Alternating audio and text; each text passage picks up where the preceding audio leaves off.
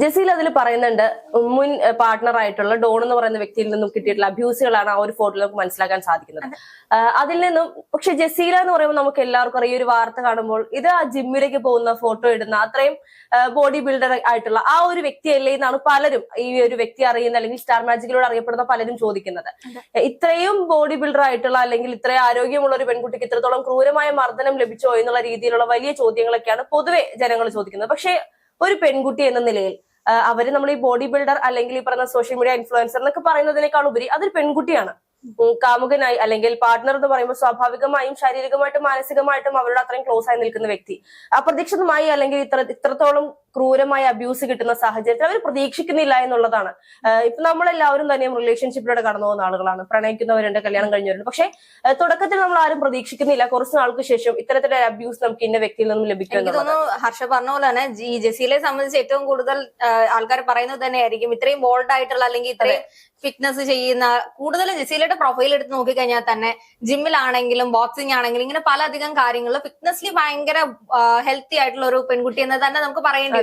അങ്ങനെ ഒരാളെ എന്തുകൊണ്ടായിരിക്കാം ഇത്തരം ക്രൂരമർദ്ദനങ്ങൾ ഏറ്റുവാങ്ങിയിട്ടും അത് സഹിച്ചത് എന്നൊരു ചോദ്യം വലിയൊരു ചോദ്യമാണ്. ആ ഒരു ചോദ്യത്തിന് ഒറ്റ ഉത്തരമേ ഉള്ളൂ, പാർട്ട്ണറുള്ള പ്രണയം.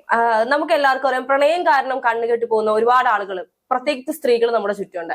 ആ തരത്തിൽ നോക്കുകയാണെങ്കിൽ ഇത്രയും ക്രൂരമായ മർദ്ദനം ഏറ്റിട്ട് പോലും ആ പെൺകുട്ടി ആദ്യ സമയങ്ങളിൽ മിണ്ടിയിട്ടില്ലെങ്കിൽ അതിന് കാരണം എന്ന് പറയുന്നത് ശരിയാവുമായിരിക്കാം, എന്റെ പാർട്ട്ണർ അല്ലെങ്കിൽ ഞാൻ ഇഷ്ടപ്പെടുന്ന വ്യക്തിയാണ്, കുറച്ച് കഴിയുമ്പോൾ ശരിയാകും എന്നുള്ള രീതിയിലുള്ള പ്രതീക്ഷകളായിരുന്നു ഇത്രയും പിടിച്ചു നിൽക്കാനായിട്ട് പ്രേരിപ്പിച്ചിട്ടുണ്ടാവുക.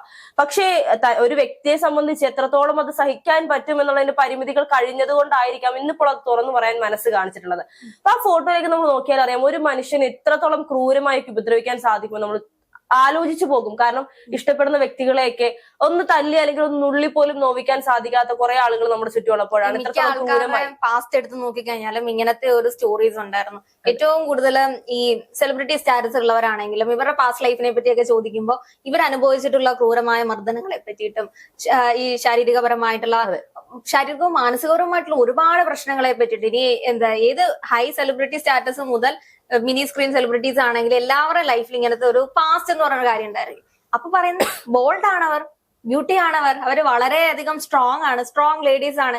പക്ഷെ പുറമേ അവൾക്ക് അവളുടെ ഒരു ജീവിതമായിരുന്നു നമുക്ക് കിട്ടിയിരുന്നെങ്കിൽ നമ്മൾക്ക് എവിടെ എത്തിയെന്നുള്ളൊരു അവരെയൊക്കെ കാണുമ്പോൾ അസൂയ തോന്നുന്ന കുറെ ആളുകളുണ്ട്. പക്ഷെ അവർക്ക് ഐഡിയൽ കപ്പിൾസ് ആയിരുന്നു ഒരു കാലത്ത് ഐശ്വര്യ റായും സൽമാൻ ഖാൻ എന്ന് പറയുന്നത്. ആ ഒരു പ്രണയത്തെ തന്നെ ഈ ബോളിവുഡ് എടുത്ത് നോക്കുകയാണെങ്കിൽ ആ ഒരു കാലഘട്ടത്തിൽ ഐശ്വര്യ സൽമാനിൽ നിന്ന് അനുഭവിച്ചിട്ടുണ്ടായിരുന്ന ശാരീരിക മാനസികപരമായിട്ടുള്ള ഒരുപാട് കാര്യങ്ങളെ പറ്റി അവർ പിന്നീട് തുറന്നു പറഞ്ഞിട്ടുണ്ടായിരുന്നു. അതേപോലെ ഒരുപാട് ആൾക്കാര്. അപ്പൊ ആ സമയത്തൊക്കെ അവരുടെ ഒരു സ്റ്റാറ്റസ് എന്ന് പറയുന്ന അത്ര ഉയർന്നു നിൽക്കുന്ന ഒരാളായിട്ട് പോലും എന്തുകൊണ്ട് അവരത് സഹിച്ചു, അത്ര വർഷം അവർ എന്തുകൊണ്ട് സഹിച്ചു എന്നുള്ളൊരു വലിയൊരു ചോദ്യം ഉണ്ടായിരുന്നു. കഴിഞ്ഞ കുറച്ച് നാളുകൾക്ക് മുൻപായിരുന്നു ഒരു ടെലിവിഷൻ പ്രോഗ്രാം ഉണ്ടായിരുന്നു, ഭാര്യയും ഭർത്താവും തമ്മിൽ ഏറ്റവും നല്ല ബെസ്റ്റ് കപ്പിൾസിനെ തിരഞ്ഞെടുക്കുന്നത്. അതിലെനിക്ക് തോന്നുന്നു ഫൈനൽ റൗണ്ട് വരെ എത്തിയിരുന്ന, വിന്നർ ആയോ ഇല്ലെന്ന് എനിക്ക് കറക്റ്റ് അറിയില്ല, പക്ഷെ ഫൈനൽ റൗണ്ട് വരെ എത്തിയിരുന്ന കപ്പിൾസ് ഇപ്പോൾ സെപ്പറേറ്റഡ് ആണ്. അതുപോലെ തന്നെ ബിഗ് ബോസിനെ സംബന്ധിച്ച് നോക്കുകയാണെങ്കിൽ ബിഗ് ബോസിൽ കപ്പിൾസ് ആയിട്ട് വന്നിരുന്ന വ്യക്തികൾ ഇന്ന് അവർ സെപ്പറേറ്റഡ് ആണ്. കാരണം സെപ്പറേഷൻ എന്ന് പറയുന്നത് ഒരു വലിയൊരു കാര്യമായിട്ട്, കാരണം ഒരു കാലത്ത് പക്ഷേ അവർ ആ ഒരു സെപ്പറേഷന് മുൻപ് വരെ അനുഭവിച്ചിരുന്ന കുറെ കാര്യങ്ങളുണ്ട്. കൂടുതലൊന്നും പറയണ്ട, ബിഗ് ബോസ് വിന്നറായ അഖിൽ മരാറിന്റെ ലൈഫിന് നമ്മൾ എടുത്ത് നോക്കിയാൽ അറിയാം. അഖിൽ മരാറിന്റെ വൈഫ് ഒരു ഇന്റർവ്യൂവിൽ പറയുന്നുണ്ട്, എന്നെ ഇത്തരത്തിൽ ഉപദ്രവിച്ചു. പക്ഷെ ആ ഒരു ഉപദ്രവത്തെ പോലും ന്യായീകരിച്ചുകൊണ്ടാണ് അവർ പറയുന്നത്. അതിന് പ്രധാന കാരണം എന്ന് പറയുന്നത് ആ ഒരു വ്യക്തിയോടുള്ള സ്നേഹമോ അല്ലെങ്കിൽ പിന്നീട് അത് അനുഭവിക്കാൻ പോകുന്ന, ഒരുപക്ഷെ തെറ്റായി പറഞ്ഞാൽ പിന്നീട് അവർക്ക് വീണ്ടും അബ്യൂസ് ഉണ്ടാവുമോ എന്നുള്ള ഭയമോ ആയിരിക്കാം സ്നേഹം കൊണ്ടടിക്കുക. ആ ഒരു സംവിധാനം എന്ന് പറഞ്ഞു കഴിഞ്ഞാൽ അത് മാറ്റപ്പെടേണ്ട ഒരു കാര്യമാണ്. സ്നേഹം കൊണ്ട് ഒരിക്കലും ഒരാളെ നമുക്ക് ഇത്ര മൃഗീയമായിട്ടൊന്നും ഉപദ്രവിക്കാനൊന്നും പറ്റത്തില്ല.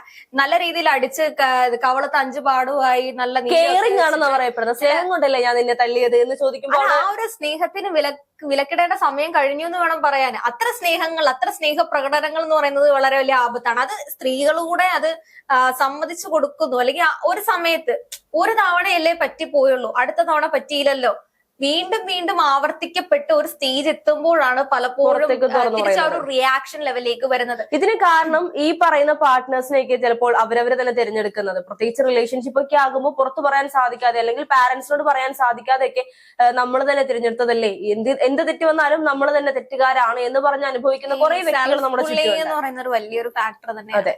ഫസ്റ്റ് ഓഫ് ഓൾ ഇങ്ങനത്തെ റിലേഷൻഷിപ്പുകളിലൊക്കെ ആദ്യം നമ്മളെ തന്നെ ഒരു കുറ്റപ്പെടുത്തിക്കൊണ്ടിരിക്കുന്നു. മാനസികപരമായി നമ്മൾ നമ്മൾ നമ്മളെ തന്നെ തളർത്തും. ഈ തളർത്തുന്നത് കൊണ്ടാണ് ഈ ഓപ്പോസിറ്റ് ഇരിക്കുന്ന ഹർഷ ഒരാൾ അടിക്കുമ്പോഴും ഹർഷയ്ക്ക് തിരിച്ച് പ്രതികരിക്കാൻ പറ്റാത്ത ഒരു അവസ്ഥ എന്ന് പറയുന്നത്. അപ്പൊ തിരിച്ച് റിയാക്ഷന്റെ അപ്പുറത്തേക്കും ഹർഷയെ തന്നെ ഡൗൺ ആക്കിക്കൊണ്ടിരിക്കുക. ഓക്കെ, ഇത് ഞാൻ തെരഞ്ഞെടുത്തതാണല്ലോ, എന്റെ പ്രശ്നം കൊണ്ടാണല്ലോ എന്നുള്ള സാധനം കൊണ്ട് നിങ്ങൾ ലോ ലെവലിലേക്ക് പോകും. ഏതെങ്കിലും ഒരു സമയത്ത് നിങ്ങൾ സെൽഫായിട്ട് നിങ്ങളുടെ വർത്ത് മനസ്സിലാക്കുന്ന ടൈമിലാണ് ഇതിനെതിരെ പ്രതികരിക്കുന്നതും. ഇപ്പൊ ജസീല ഇത് ഓപ്പൺ ആയിട്ട് കൊണ്ട് പോസ്റ്റ് ഇടണമെങ്കിൽ ഒറ്റ പ്രശ്നം, അല്ലെങ്കിൽ ഇത് ആദ്യമായിട്ട് സംഭവിക്കുന്ന ഒരു പ്രശ്നം കൊണ്ടായിരിക്കും ഇത്ര ജസീല പറയുന്നുണ്ട്, ഒരുപാട് ഉപദ്രവിച്ചിട്ടുണ്ട്, കയ്യിലും കക്ഷത്തിലും തുടയിലും ഒക്കെ കടിച്ചു മുറിച്ചു എന്നുള്ള രീതിയിൽ വളരെ മൃഗീയമായിട്ട് തുറന്നു പറയാൻ മനസ്സിപ്പോഴെങ്കിലും കാണിച്ചത് വലിയ ഉപകാരം നോക്കുകയാണെങ്കിൽ പറയേണ്ടി വരും. ഈ ഒരു സാഹചര്യത്തിൽ ഇത്രയും ക്രൂരമായി മർദ്ദിച്ചു എന്നൊക്കെ പറയുമ്പോൾ ഇനി എന്താണ് ചെയ്യേണ്ടത്? ജനങ്ങളുടെ അഡ്വൈസിന് വേണ്ടിയിട്ടാണ് അവർ ആ പോസ്റ്റ് ഇട്ടിട്ടുള്ളത്. അവരത് അതിന്റെ താഴെ അവർ പറയുന്നുണ്ട് മറ്റുള്ളവരുടെ അഭിപ്രായം അറിയാൻ വേണ്ടിയാണ്. ഇനി എന്താണ് ഞാൻ ചെയ്യേണ്ടത് അറിയില്ല, ഇനി എന്താണ് ചെയ്യേണ്ടത് ഒരിക്കലും ഒരു ആളുടെ അഡ്വൈസിൽ നിന്നും കിട്ടണ്ട. അപ്പൊ ഈ ഒരു കാര്യത്തിനോട് മാത്രമേ എനിക്ക് എതിർപ്പുള്ളൂ. എന്താണ് ഇനി ചെയ്യേണ്ടതെന്നിട്ട് അപ്പുറത്തേക്ക് ചോദിക്കേണ്ട ആവശ്യമില്ല. കാരണം ഈ ഒരു സ്റ്റേജിലൂടെ കടന്നു പോയിട്ടത് ജസീലയാണ്. ഈ പറയുന്ന ഇപ്പൊ ഹർഷ അതിനകത്ത് പകരം ഡിഫറെന്റ് ടൈപ്പ് ഓഫ് കമന്റ്സ് ആയിരിക്കും വരുന്നത്. ഇപ്പൊ ചില ആൾക്കാർ പറയായിരിക്കും കുഴപ്പമില്ല, അഡ്ജസ്റ്റ് ചെയ്ത് നോക്ക്.